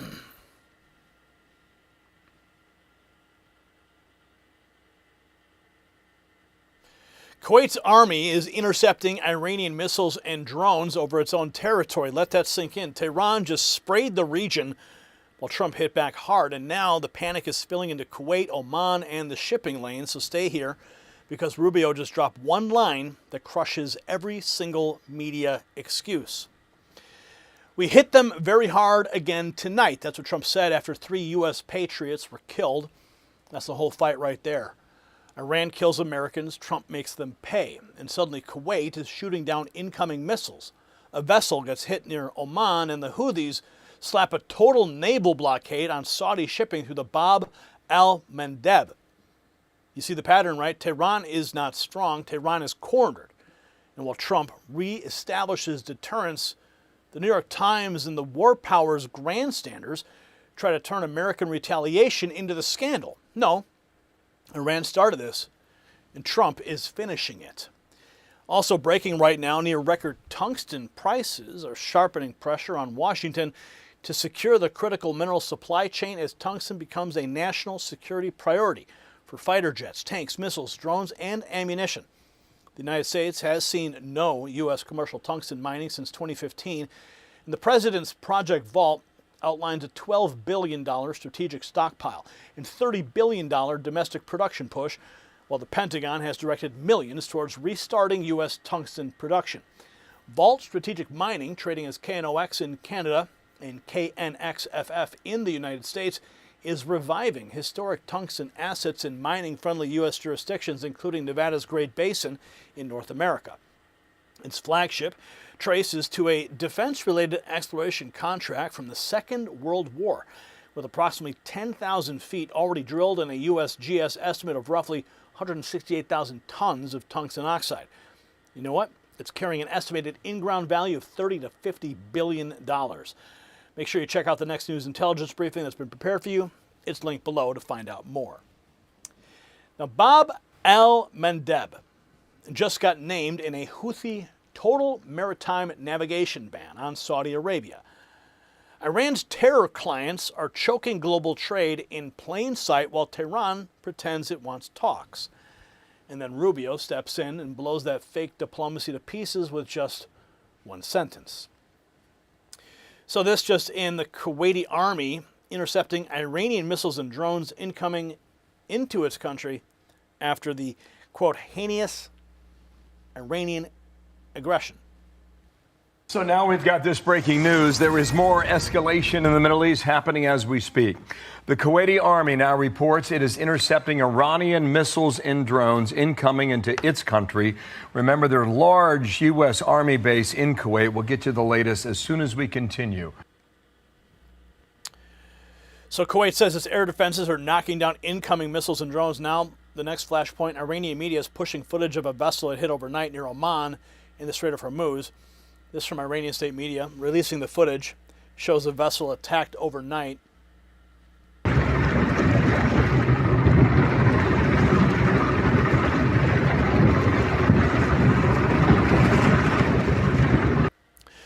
So after the smoke-filled scene near Oman, the pressure moves next. A Houthi spokesman announces a total naval blockade targeting Saudi Arabia and the Bab al-Mandeb choke point. Yemen Houthis declare total naval blockade on Saudi Arabia. Yemeni forces announce a full maritime ban on the criminal Saudi enemy. Siege for siege starting now. This cuts Saudi oil exports through Bab al-Mandeb Strait. Iran-backed savages are escalating global chaos incoming. During this great and massive million-man march, on this Friday of warning and mobilization, and the major tribal gatherings and rallies that preceded it, the Yemeni armed forces officially affirmed the following. First, the Yemeni armed forces declare a total maritime navigation ban on the criminal Saudi enemy, following the equation of a siege for a siege, which goes into effect the moment this statement is announced. Second, we affirm the sovereign right of our great people to meet a siege with a siege, and total escalation with total escalation, firmly establishing this strategic equation. Third, the Yemeni armed forces assert their complete readiness for any and all options, and that any foolish act committed by the reckless Saudi enemy through total escalation will... Yeah. I have a feeling Baghdad Bob over here isn't going to last very long. That blockade threat shows Tehran's proxy machine trying to choke global shipping. Now President Trump responds the way weak-kneed rhinos never do, saying the U.S. hit Iran hard again. Well, we feel very badly, but you know, those great people, those great patriots were out there fighting that Iran cannot have a nuclear weapon. Iran has been very, very badly damaged. They've lost everything almost militarily. They've got very little left. They've got some missiles. They've got some drones. They've got some manufacturing ability, not much. We control the strait. They don't control anything. So we'll see what happens. But we hit them very hard again tonight. And we did that in honor of the probably three. It's probably three as opposed to two. Great patriots. So Trump says the strikes were heavy and deliberate. Next he goes even further, saying the mission is to end Iran's chance of getting a nuclear missile. This is a far bigger job that we're doing. We were doing a little job of stopping them from having a certain capability. Now we're just ending it. So it's really not the same thing. What we're doing now is we're ending any chance where they could have a nuclear missile. If you look at it, after a week and a half, not 4 weeks, a week and a half, 2 weeks, we stopped them from probably, but I don't want to have the word probably. So Trump's message is simple. Don't manage the threat, finish it. Next comes a surprise from the Senate, where Fetterman says he'll vote no on restricting Trump's war powers. On the Kane resolution, which will come up tomorrow night, we can vote now. Well, I'll say this. I love that man, and he's coming in from a very principled side. But I'm going to vote no on that, simply because I would never want to restrict any future president, Republican or Democrat, to do this kind of a military kind of exercise that was very successful. This is So even Fetterman admits the operation was successful and doesn't want Trump's hands tied. Now Secretary Rubio lays down the next condition. If Iran wants a different U.S. response, its behavior has to change. We're always open to diplomacy. It has to be real. It has to be a deal that they're willing to live by. Look, Iran a week ago was supposed to put out a statement saying that the Straits of Hormuz would be open, that they would no longer attack shipping. And instead of doing that, they attacked 3 ships. I think that was last Friday or Saturday. So, I mean, their behavior has to change in order for ours to change. So his warning's blunt. He backs up. In the next clip, he says agreement is dead on arrival if Iran keeps attacking ships with missiles and drones. The MOU dead, or are we just back in full war? Well, they're not complying with it. I mean, the straits are supposed to be open, free of tolls, free of attack, free of all the things they're doing against these ships. So they can't have an MOU that's alive if they're violating the terms of it. What I will say is that the United States always remains open to a diplomatic solution. We've tried multiple times with Iran, and we'll continue to try. If that door opens, we'll be happy to see it open. But and they continue to send signals that they want to talk, that they want to negotiate, but their behavior is what we're responding to. And their behavior is they're launching missiles and drones against ships, including tonight. So he says diplomacy stays open, but not while Tehran is firing at shipping lanes. Meanwhile, the propaganda machine here at home kicks in. The Pentagon is now blasting the New York Times report as a smear against the U.S. military. Sean Purnell writes, the Department of War rejects these baseless and malicious accusations of hiding injury numbers as outright lies from partisan hacks at the New York Times who are desperate to smear America's military and its leadership. Claims of concealment are fabrications meant to further distress the American people in the wake of 3 service members killed in action. Disgusting behavior even for the New York Times. In fact, U.S. military casualty information is publicly available and regularly updated online on the Defense Casualty Analysis System for everyone, including the media, to review. Injuries in the military encompass everything from minor sprained ankles during routine training to incidents entirely unrelated to combat operations. Cherry-picking raw numbers without context paints a deliberately misleading and incomplete picture. Our troops execute the President's directives with excellence, supported by superior training, equipment, and medical care that prioritizes safety. This is the most transparent Department of War in history. We challenge the so-called journalists who wrote these lies, one of whom was recently subpoenaed regarding an alleged violation of a federal criminal law, to stop smears against the finest warfighting force on earth. And he links to the New York Times Pentagon headline, Pentagon withheld dozens of U.S. military injuries in Iran war. So after pushing back on the Times hit piece, the focus turns to the costs paid by American families. Next, Caroline Levitt says Trump will attend the dignified transfer of the fallen at Dover. He will be attending the dignified transfer tomorrow evening at Dover Air Force Base. The President and the entire White House are praying for their families. So the tribute underscores what's at stake. Now, Pentagon spokesman Sean Purnell delivers the answer terrorists and rogue regimes understand. If you kill Americans, we will hunt you down. Remember, we will hunt you down without apology and without hesitation, and we will kill you. Here is the Secretary of War. Being an American means something unbreakable. If you kill Americans, if you threaten Americans anywhere on earth, we will hunt you down without apology and without hesitation, and we will kill you. President Trump has also been very consistent. Crazy regimes like Iran, hell-bent on prophetic Islamist delusions, cannot have nuclear weapons. Next, Trump's own written order of battle, warning every American, every time Iran kills an American soldier, they will pay many times over. Every time Iran kills an American soldier, they will pay for that killing many times over. This directive has been passed on to Secretary of War Pete Hegseth, Chairman of Joint Chiefs of Staff Daniel Kaine, and every leader in the military, President Donald J. Trump.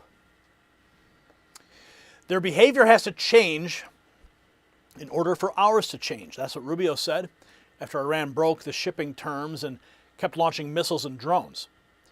And that's the verdict, and it lands like a hammer because the Ayatollah's regime chose terror, chose escalation, chose dead Americans. So Trump hit Iran hard again, locked down deterrence, and started ending their shot at a nuclear missile for good.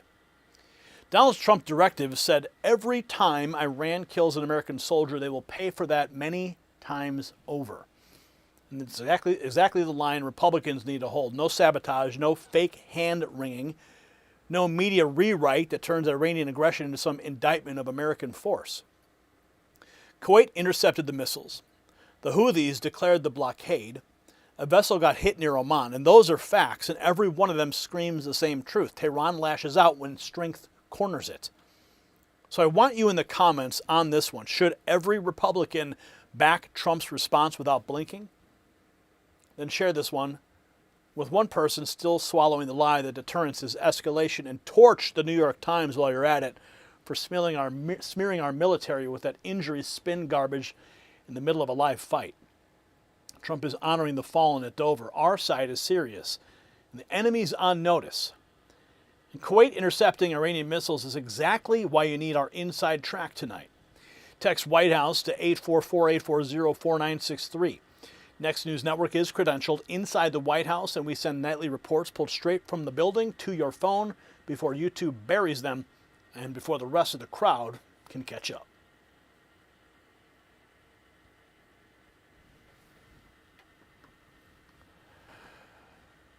Okay. Our next story, I've been tracking the talk, the chatter, the wires, the intelligence on Cuba, watching that very closely. And the rhetoric is amplifying on both sides. And if you haven't seen our X account today, I did post a thread. And I was just curious, like, you know, how did we get Guantanamo Bay? You know, it's a communist-controlled island, and Americans can't even travel there, can't even trade with that nation. Yet we have a military base there. And I was so curious, what's the history? So I did some investigation, and if you want to check it out, go to our X account. And it's a fascinating, quick thread that will open your eyes to what and how we got Guantanamo Bay. Okay. Let's see here. All right, here we go.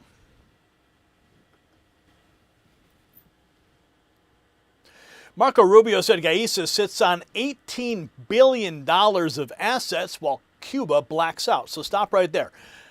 Diaz-Canel let his military racket hoard billions and then ran to Russian state media screaming genocide because Trump tightened the vice. And when I show you what Trump said about Iranian drones in short order, you'll see why Havana is panicking right now. We're talking about 90 miles from our shores. Rubio called Cuba a failed state, and he nailed why. Now, if you look at the numbers with me, $18 billion trapped inside Gaisa. More than 700 political prisoners rotting in cells, and a regime tied by Rubio to radical subversion right here at home. That's not some island soap opera. Their dictator built a communist terror hub off of Florida, pocketed the money, starved the people, then cried collective punishment on RT when Trump and Rubio finally cornered him. And more breaking news tonight, markets and policymakers are converging on one pressure point: tungsten. With near record tungsten prices and no U.S. commercial tungsten mining since 2015, Washington is racing to reinforce the critical mineral supply chain. Tungsten is now a national security priority used in fighter jets, tanks, missiles, drones, and ammunition. The president's Project Vault includes a $12 billion strategic stockpile alongside $30 billion for domestic production support, while the Pentagon has directed millions towards restarting U.S. tungsten production.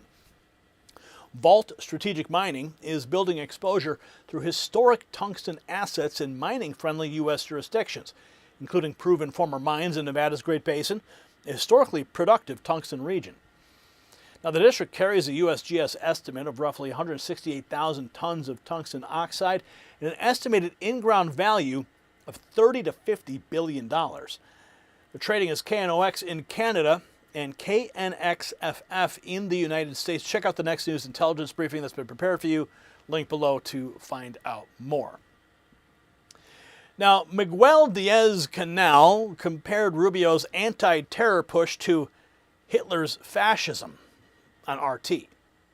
That's right, the Havana thug who jails dissidents and protects a police state is now flailing so hard he sounds like a parody of communist panic. Wait to see the posts in the timeline because the meltdown gets even worse. Here is Marco Rubio. U.S. officials are weighing military options against Cuba, including rapid deployment of the 101st Airborne. In Africa, Cuba's 90 miles from our shores.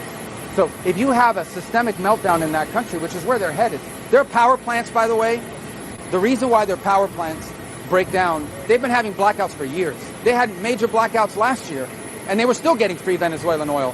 They haven't spent a penny in fixing their energy production, their electrical grid. They don't spend any money on that stuff. They pocket it. They have a private military company named Gaesa who's sitting on $18 billion of assets, and not a penny of that transfers over to the state budget. Not a penny of that goes over to help the people of Cuba, not 1 cent. So even if they had all the diesel in the world, they still wouldn't be able to generate energy because they've stolen the money and haven't invested in their energy infrastructure. So you're heading for a failed state. That's what you have now. But it's 90 miles from our shores. So we'll be impacted by the migratory crisis, by any violence and instability that happens there. It directly implicates the United States' national interest. So Rubio laying out the scam in plain English. $18 billion hoarded by the regime while Cuba's grid collapses. Now, watch Diaz-Canel try to flip the script and call Trump's pressure campaign genocide. I had this translated from their language, Spanish language, for you guys. Cuban dictator Miguel Diaz-Canel to RT. U.S. policy under Trump is genocide and collective punishment against Cuba. Accuses America of maximum pressure, energy blockade, and trying to break our will for 66 plus years. The communist regime cries genocide while oppressing its people. With the clear U.S. hegemonic drive to crush multilateralism, using force as its primary tool for resolving conflict, and also driving the world in a direction where there is no respect for international law and the Charter of the United Nations, and right in the middle of this context, then there has been an aggressiveness in the policy of that government toward Cuba. Today, we are no longer merely experiencing the traditional blockade that we have resisted for more than 66 years. Now we are not only living through that blockade and the escalation, which was the quality imprinted by the administration of Trump in his first term. We face this accumulation of both moments plus an energy blockade. This is a policy of maximum pressure and suffocation, with the sole objective of breaking our will. They are applying collective punishment against the population of Cuba, a clear genocidal crime. I believe the architects of this policy must answer internationally for this genocide and crime that they've orchestrated against Cuba. This aggression has escalated to a much higher level than at any other moment, creating a situation that is unprecedented and extremely unique, a situation of complex gravity. Facing this, we have to act. We must act with urgency, with a sense of responsibility as well, with a very cool head, in order to avoid improvising, to avoid making mistakes, and knowing moreover that it is a dialectical process that is going to have contradictions, that at a certain moment something might not go so well, and we will have to have the capability to overcome that and rectify it. So after blaming America for Cuba's misery, the regime goes even further. Next, RT pushes Havana's attack on Rubio as a so-called terrorist, comparing his summit to fascism. Cuban regime on RT, Marco Rubio rubs elbows with terrorists. And the terrorist summit, Hitler fascism plus Operation Condor. Check this out. And the Cuban government officially accuses the United States Secretary of State of being the one rubbing elbows with known terrorists, yet still choosing to lie about the island's alleged sponsorship of international terrorism. Havana reaffirms that Marco Rubio has not been able to present any concrete evidence for his accusations. This was stated by the Cuban foreign minister at the recent summit convened in Washington. The purpose of the meeting is to combat what the White House considers left-wing political extremism. Miguel Díaz-Canel warned that this meeting, which brought together over 60 countries, promotes alliances reminiscent of Hitler's fascism and Operation Condor.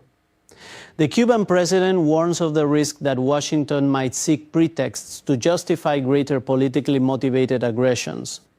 The leader outlined just a fraction of the United States' history of hostilities in the Middle East, the hunting of migrants, and the blockade against the Cuban people. Thus, he asserts that the true danger lies in the plundering actions of the transnational far right. Claudia Sheinbaum also spoke out in this context. The Mexican president explained why Mexico did not attend the summit convened by Rubio. Grateful to you. Even today, the very idea that the Secretariat of Foreign Affairs received an invitation, and considering our perspective on this matter, more political than a matter truly related to the fight against criminal groups or other security issues, we considered it better not to attend. There are others we are invited to and we attend as observers, or where we attend and participate. But in this case, and due to the name of the event, we considered that it was not prudent to attend. And from Colombia, they also reacted to this meeting. Former presidential candidate Iván Cepeda affirms that this policy proposed by the United States constitutes a threat to democracy across the region. The politician warned that the summit in question is not what it claims to be, but rather is geared towards justifying massive human rights violations.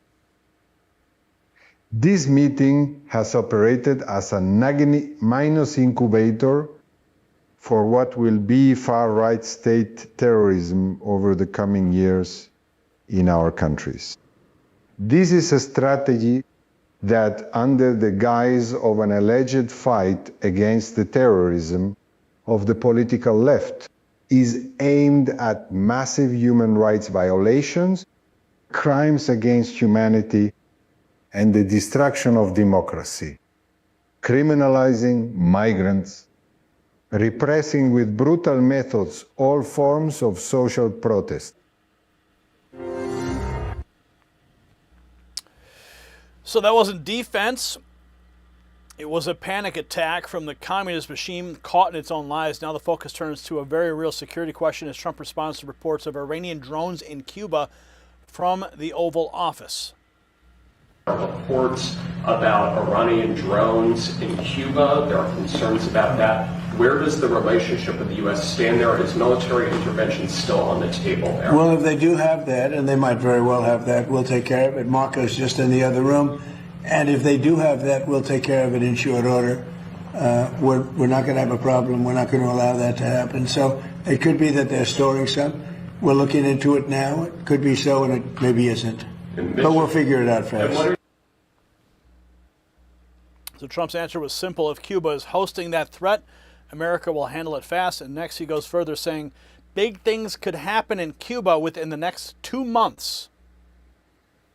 I do see Cuba, a lot of things are going to happen in Cuba over the next maybe 2 months.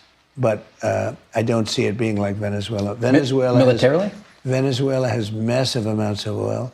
We could do that with Cuba. It would not be hard for us to do, obviously. Venezuela is much bigger than Cuba. But Venezuela is the gold. It actually does have gold. It's got a lot of gold, got a lot of oil. It's probably got the most valuable land on earth in terms of the gold, the rubies. You go through it, it's like the craziest thing you've ever seen. But they have more oil than almost anybody but us. So Trump's not talking in vague terms. He's signaling action and a short clock. Next comes another line that's turning heads. Trump saying Cuba is the next one. Anymore, I don't see it. He's doing some job, and your next one is going to be, we want to do that special Cuba. He's waiting, but he says, let's get this one finished first. We could do them all at the same time, but bad things happen. If you watch countries over the years, you do them all too fast, bad things happen. We're not going to let anything bad happen to this country. First it was 2 months, then it was the next one. The message is getting clearer by the minute. Next adds a sharp twist. Trump backing a post joking that Marco Rubio could be president of Cuba. Sounds good to me, he says. Marco Rubio will be president of Cuba. That was back in January. So the Post lets him fire because it shows how closely Trump is aligning with Rubio on Cuba. But this didn't start yesterday. Next, you'll see Trump saying 26 years ago that Cuba would be free one day. Check this out. Thank you very much. I've had a lot of offers, and sadly it's all been very recently, to go into Cuba on deals, business deals, real estate and other deals. And I've rejected them on the basis that I will go when Cuba's free. As you know, and the people in this room know better than anyone, putting money and investing money in Cuba right now doesn't go to the people of Cuba. It goes into the pockets of Fidel Castro. He's a murderer, he's a killer, he's a bad guy in every respect. Castro's jails are full of dissidents, as you know very well. His graveyards are full of patriots, and his government is full of thugs. And it's inconceivable to me when I see the weak stance taken by our current administration, especially with the spirit in this room, because the spirit of the Cuban people is beyond any spirit that I've seen by any people, and I've been watching it for a long time. And we can't allow him to get away with this program of coming to this country, hiring our best consultants, hiring our best lobbyists, and all of a sudden, senators and various other people miraculously are on the side of Fidel Castro. And now the battle is almost getting tougher, and it should be a battle that would be won or almost won by now. The point is that things can turn around, and they can turn around very rapidly. I believe that you will have victory. I believe you'll have victory sooner rather than later. And you will win. You are going to win. And I'm going to be down here and I'm going to watch you win. I don't know what capacity I'll be. I'll either be the greatest developer in the country or the greatest president that you've had in a long time. I'm not sure. This trip has been very unusual. I've learned a tremendous amount. Jorge has taken me to I have met more Cubans than I knew existed. And they are great people. And now I'm friends, and I'm going to be here whenever you need me. If I could meet Castro right now, I'd have personally 2 words for him. Adios, amigo. We'll see you very soon. Thank you very much. Terrific people. Thank you. Wow. Wow. Talk about foreshadowing, man. And it matters because Trump was warning for decades that money sent into Cuba only fed the dictatorship. Next, Rubio takes the case beyond Havana's borders, tying Cuba to Antifa, Iran, and a transnational militant network. And that's what the Russia Today video was complaining about, this summit. This is the nature of the terrorism we face today. They despise the West because the West is great. This is an international conference because we are facing we are facing a transnational threat. These are not distinct and isolated cells. They are interconnected networks. They do not recognize our borders.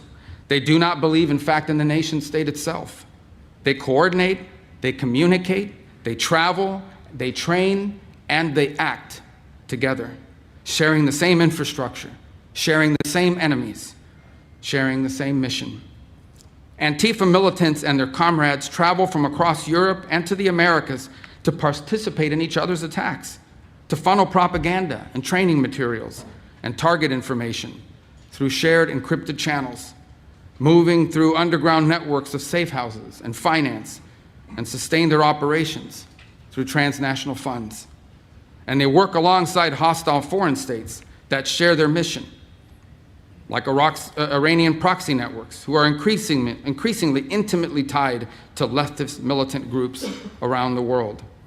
The Cuban regime's sprawling intelligence and ideological network helped to build the far left in our country and in our hemisphere, and it remains inextricably linked to the far left groups and movements across and beyond the West. And that is the summit that Mexico boycotted. So his argument now is that Cuba isn't just local dictatorship, it's part of a wider anti-American operation. Next, he shifts from the security threat to the human cost, demanding the regime free more than 700 political prisoners. Rubio has urged Cuba to immediately release more than 700 political prisoners as a prominent Cuban dissident artist arrived in Miami after 5 years in prison. So after exposing the prisoners and the repression, Rubio goes straight to the root of it. Next, he says the State Department is laying out the full history of Cuban espionage and subversion inside the United States. This is what they posted today. For more than 6 decades, the Cuban regime has been the leading sponsor of radical leftism and third worldism in the United States. The State Department is exposing the full history of Cuban espionage and subversion in our country. The American people deserve to know. And this is what it was linked to. Cuba, the capital of first century communism. That is the report just issued by Secretary of State Marco Rubio. So we're getting closer, friends. We're getting closer to that day. President Trump saying that we'll take care of it in short order, talking about the Iranian drones in Cuba. That line slammed right into Rubio's $18 billion exposure of Gaisa, when Miguel Diaz-Canel steals his people's future, cries genocide on Russian television, and lets anti-American outposts fester 90 miles from Florida. He doesn't look defiant anymore. He looks like a cornered dictator watching Trump and Rubio close the door. So Marco Rubio should be ripping Gaisa's books open, and Miguel Diaz-Canel should free those 700 prisoners right now. That's the demand. No more pity plays from Havana. No more cable news nonsense about engagement. No more letting a communist racket 90 miles from Florida hide behind blackout sob stories while it pockets billions from and feeds radicalism. Trump called Cuba the next one, and you can feel why the regime is shrieking. He saw this decades ago, refused to enrich Castro, and said one day Cuba would be free. Now the adults are back. The pressure is real. And the dictatorship finally looks scared. So hit the comments and tell me whether Trump should tighten the screws even harder. Then pass this to one person still pretending that Cuba is just a faded Cold War relic. You see, Rubio's $18 billion bombshell, that's exactly why our White House Insider channel matters tonight. Text White House to 844-840-4963. Next News Network is credentialed inside the White House, and our nightly dispatches pull straight from the building to your phone before YouTube buries them and before the crowd catches up.